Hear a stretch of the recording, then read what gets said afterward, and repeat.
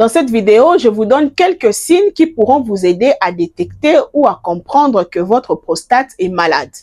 Installez-vous confortablement parce que ça commence maintenant.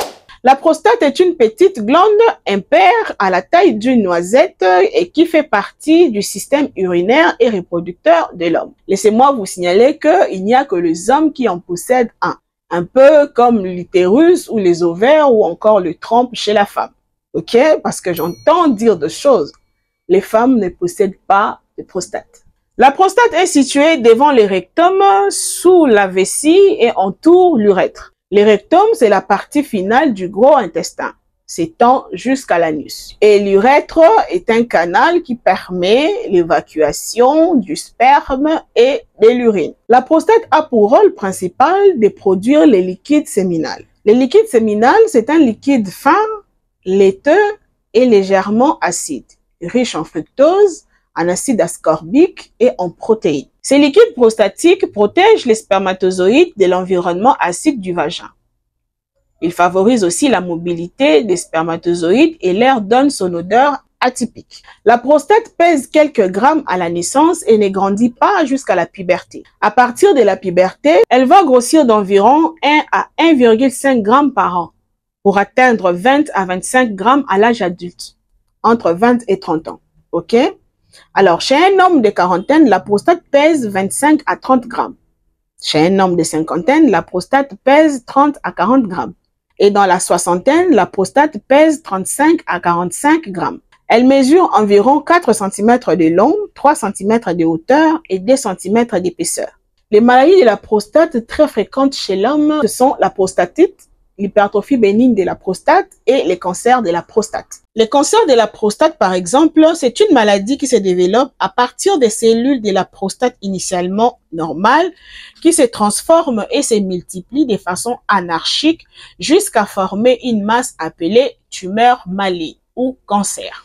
Alors, selon les études, les cancers de la prostate se situent au premier rang des cancers chez l'homme, nettement devant les cancers du poumon et du côlon rectum. Ils représentent environ 25% de l'ensemble des cancers masculins. Ces cancers surviennent dans 66% des cas chez des hommes âgés de 65 ans et plus. Quant à l'hypertrophie bénigne de la prostate, également appelée adénome de la prostate ou hyperplasie bénigne de la prostate, c'est traduit par une augmentation du volume de la prostate, liée à une tumeur bénigne qui se développe le plus souvent dans sa partie située au contact de l'urètre. D'ailleurs, la majorité des hommes de plus de 50 ans ont une hypertrophie bénigne de la prostate, mais sans aucune répercussion fonctionnelle. C'est-à-dire, ils ne développent pas les symptômes.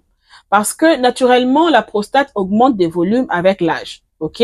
Alors, pour qu'elle entraîne des symptômes, le problème ne doit pas seulement se situer au niveau de la taille, mais aussi au niveau de la localisation de cette augmentation de volume, qui, lorsqu'elle est dans la partie située au contact de l'urètre, c'est-à-dire dans la zone de transition, oui, parce que la prostate a 5 zones. Ok?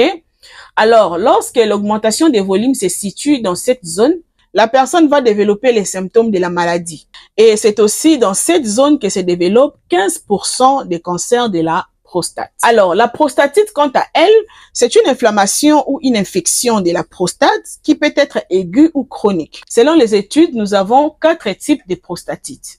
Premièrement, nous avons la prostatite chronique. Deuxièmement, nous avons la prostatite asymptomatique, c'est-à-dire elle ne présente pas de symptômes.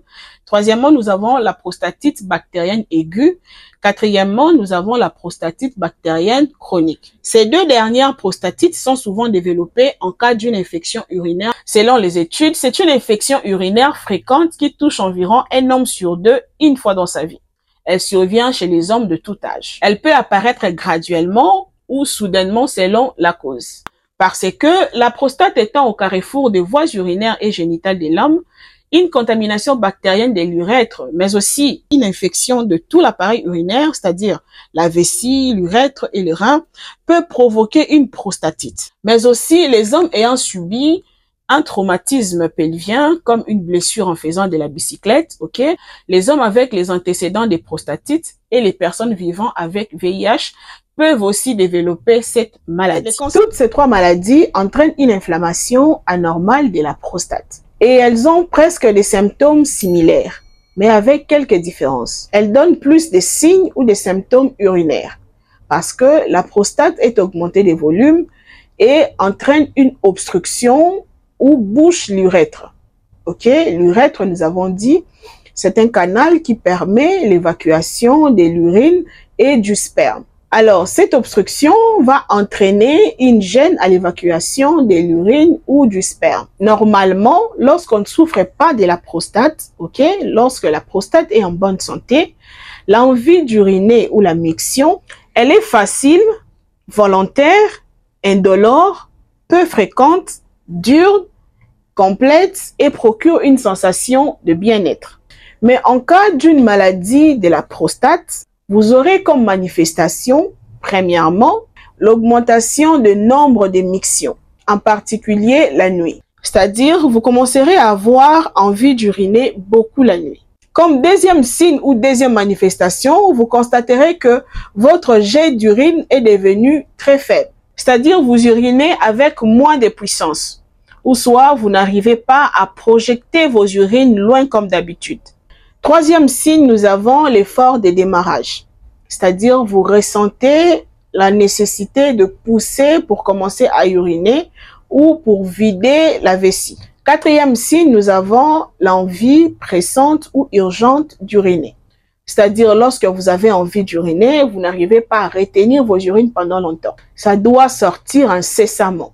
Cinquième signe, nous avons la sensation de ne pas vider correctement sa vessie. Vous avez la sensation comme si la vessie contenait encore des urines que vous devez pousser pour que ça sorte, mais en réalité, il n'y a rien. Sixième signe, nous avons les gouttes retardataires. C'est-à-dire, vous croyez avoir fini d'uriner, en remontant la culotte, les gouttes sortent et mouillent les habits. Septième signe, nous avons la miction à 2 étapes. C'est-à-dire, pendant la miction ou pendant que vous êtes en train d'uriner, les urines se coupent.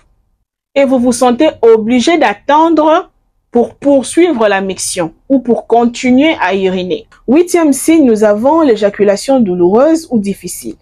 Normalement, l'éjaculation procure une sensation de bien-être, n'est-ce pas? En cas d'une maladie de la prostate, l'éjaculation deviendra très difficile ou douloureuse et je vous rassure que vous n'aurez même plus envie d'éjaculer. Neuvième signe, nous avons les troubles sexuels et perte de libido ou impuissance sexuelle. Dixième signe, nous avons la présence des sang dans l'urine ou dans les spermes. Normalement, les urines sont de couleur jaune pâle. Ok? Alors, lorsqu'ils sont teintés de sang, ils peuvent devenir jaune foncé comme la bière brune ou soit comme du coca. Le sperme, quant à lui, ressemble à du lait caillé. Et lorsqu'il est teinté de sang, il devient un peu rosé. Dès le début, je vous avais dit que les 3 maladies de la prostate, c'est-à-dire l'hypertrophie bénigne de la prostate, les cancers de la prostate et la prostatite, avaient presque des symptômes similaires, mais avec quelques différences. L'hypertrophie bénigne de la prostate, par exemple, les symptômes apparaissent progressivement, généralement sur plusieurs années. Et les premiers signes apparaissent souvent après 50 ans.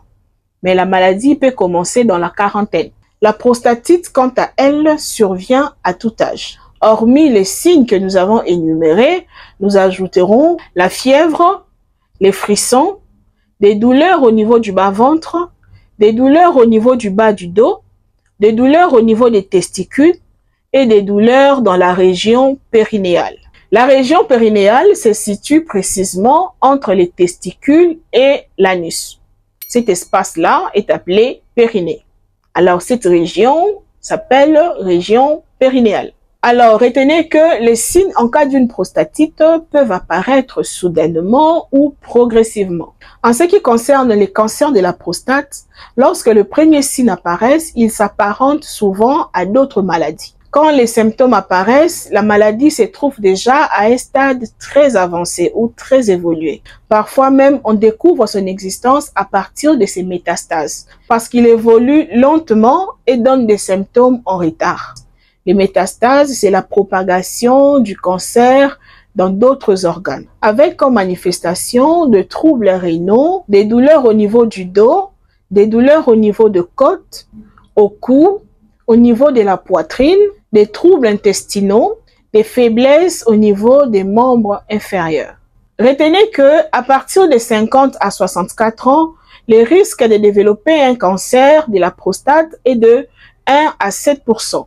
De 65 à 74 ans, le risque de développer un cancer de la prostate est de 14 à 26%. Et enfin, le risque augmenterait de 40% entre 75 ans et 79 ans, jusqu'à atteindre 50% à partir de 80 ans. Alors, si vous êtes victime d'un de ces signes, ne restez pas à la maison, consultez un neurologue ou un personnel médical qualifié qui pourra vous examiner en profondeur et vous dire de quelle maladie il s'agit exactement.